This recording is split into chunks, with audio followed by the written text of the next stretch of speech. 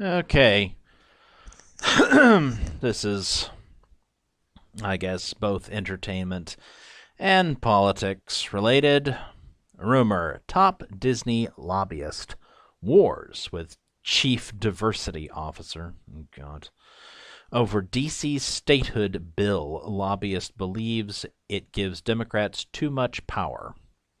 Well, it certainly would. And of course, we'll go over briefly why, assuming the article doesn't, of why this is completely insane.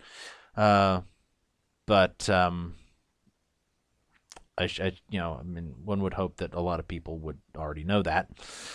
A new rumor claims that there is drama at Disney as the company's top lobbyist is battling the company's chief diversity officer over DC's statehood. Oh, pardon me. The rumor comes after Democrats pushed H.R. 51, the Washington, D.C. Admission Act, through the House of Representatives on party lines with a 216 to 208 vote. Goodness, I hadn't heard of that. Not surprised, though. The Democrats,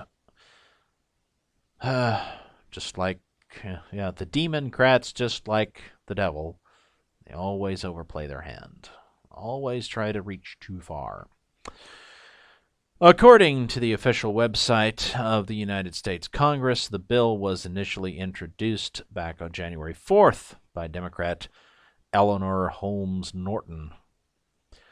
The bill states, this bill provides for admission into the United States of the state of Washington, Douglas Commonwealth. What?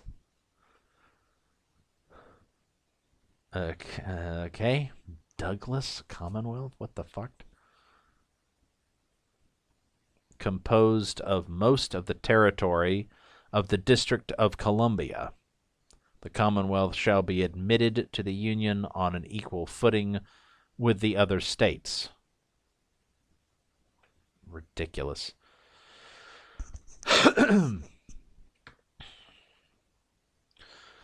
As for the rumor regarding the drama at Disney, it comes from OAN host Jack Posobiec. He posted to Twitter, hearing drama at Disney over DC statehood. Their chief diversity officer wants it, but their top lobbyist is against it. Big fight with senior Dems today. Posobiec would provide bounding into comics with more information on the drama, telling us the information came to him from Democrat sources in D.C. He told us Chief Diversity Officer wants statehood along with senior Dems, but it was their top lobbyist and some senior VPs who are against it. Well, good for them. Think it looks like a power grab and would give the D's too much control going forward. Well, they've already decided to take control, whether anybody likes it or not. So,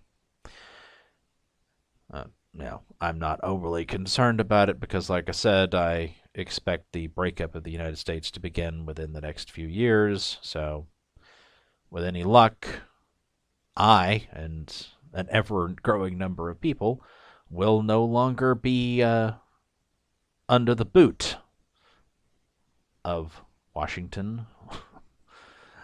So we won't have to worry about that shit. Disney's chief diversity officer is Latondra Newton. I think we can all make some guesses about what that person is like based on that name. That very made-up sounding name. She joined the Walt Disney Company in that position in February 2017.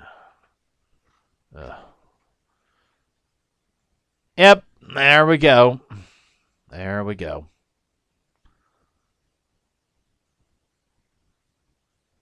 Are those cheek implants?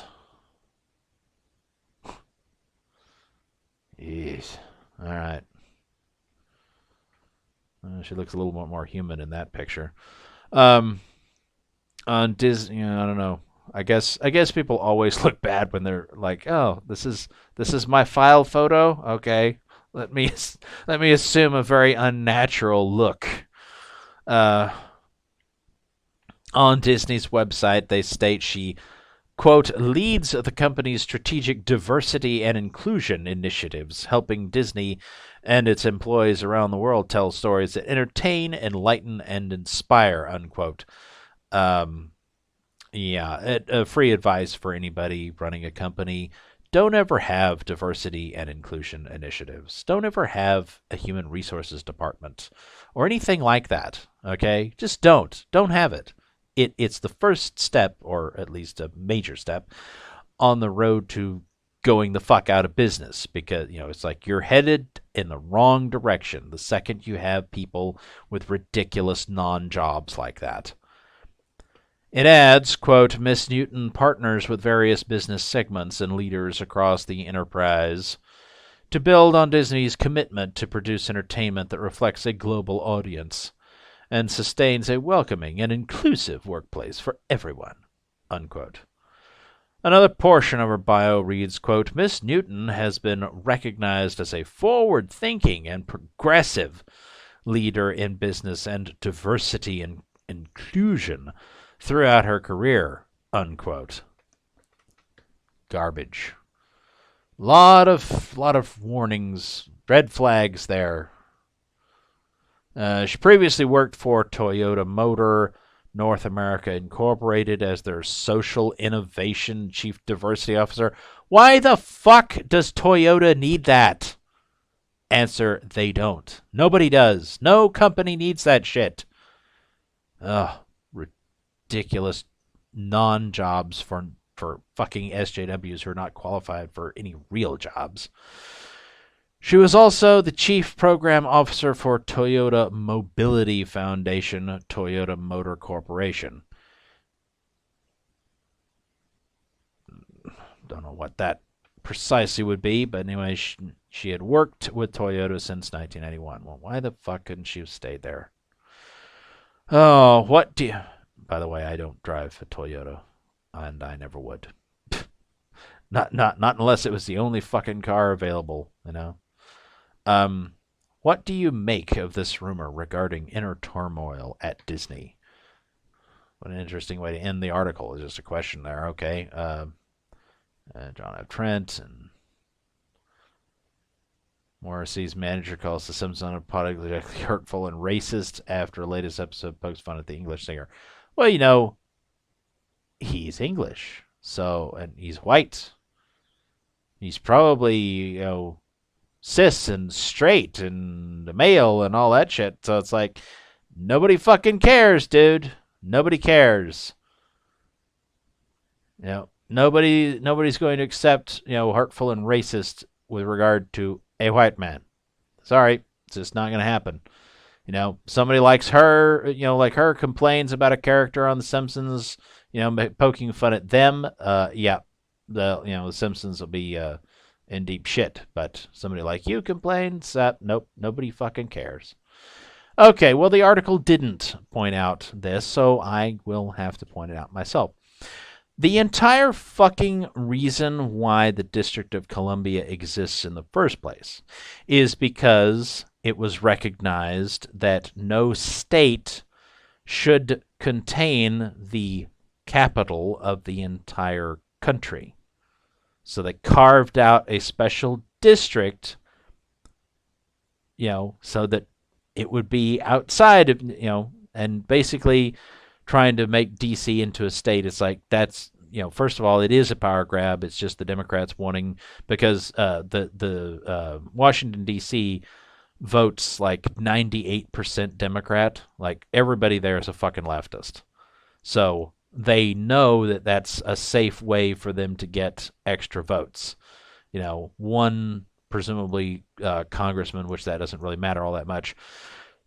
Oh, pardon me. But it would give them 2 senators, because each state gets 2 senators regardless of its size.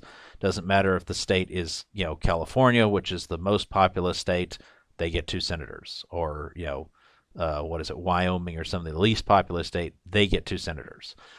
So because of that, Washington, D.C., if it became a state, would have two senators, and they would both be Democrats. So that is definitely what that fucking is. It's a power grab. The Democrats will probably also want to do things like they'll try to make maybe Guam or something into a state and hope to get another couple of Democrat senators out of that and try to make Puerto Rico as a state. Some people like Sticks, Hex, and Hammer have suggested that that would be a good thing. I think that that would be absolutely stupid.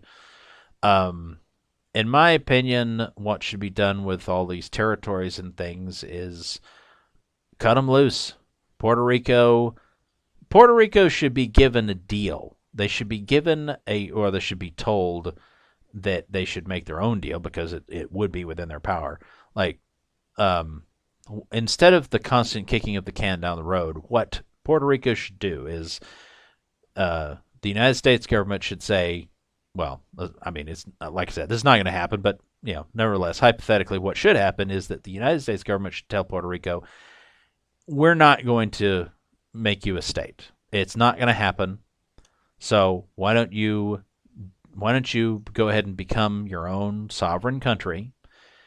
And although that will mean you no longer being able to rely on us to help you, or, to bail your asses out, what you can do when you become a new country is you can repudiate all of your public debt. You can just wipe it out with the stroke of a pen and say, no, we don't owe that anymore. It all goes away in an instant, and you start off your life as an independent country debt-free. Not very many people, can have a nice restart like that, but you could do that. It would totally be within your power to do that. So, and we won't say a fucking word about it if that's what you do. That's what they should be told, and that's what they should fucking do. And then good luck to them.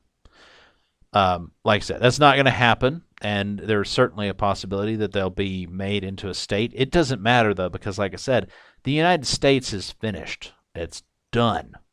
Stick a fork in it. It is fucking done. The breakup will begin probably within the next 4 to 5 years. Some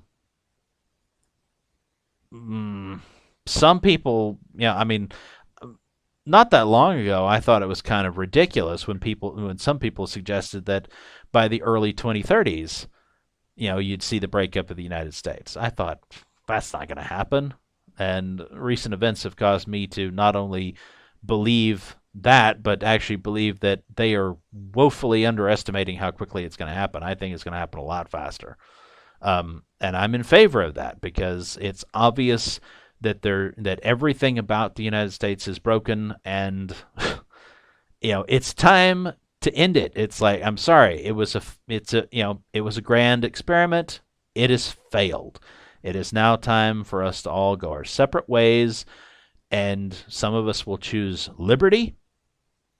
Certainly hope that my state chooses independence and liberty, and hopefully most other states will too. And California and places like that may not, but I don't know. Maybe they will. You never know what might eventually come of it. But the United States as a singular political entity will not survive much longer. That's pretty much guaranteed.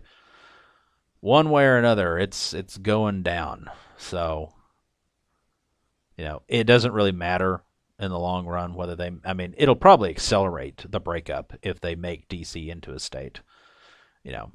And Puerto Rico and Guam, it's like, all this shit. It's like all these moves to try to secure power. It's like the quote from Star Wars. It's like the tighter you squeeze your fist, the more systems will slip through your fingers. It's like, that's what's going to happen. The Democrats are going to try to have as much power as they can manage, and they're going to try to establish a stranglehold on the whole country, and it's just going to accelerate the breakup of the U.S. And like I said, at this point, that is a good thing. That's a good thing. it is a good thing at this point. It's like the U.S. government, like I said, it's corrupt, and every branch of it is corrupt and useless, as the English or British or whoever say. It's no longer fit for purpose. So it's time to end it. It's time to just, time for a shit ton of secessionist movements. Anyway, well, I don't know about whether the veracity of this. Maybe it's true, maybe it's not. I don't, like I said, it doesn't matter. It doesn't matter. Um, I guess it'll be interesting to see the new reality that corporations find themselves in the aftermath of the breakup of the United States, because right now Florida looks to be securing a more liberty-minded future for itself, and if it becomes its own country, Disney will have to operate within potentially very different laws that it may not want to operate under, but then again, can it afford not to? Because any far leftist successor state or whatever that exists will rapidly turn into a third world hellhole. So, don't know. The Disney company probably will not survive. They might, but probably not. Anyway, until the next one.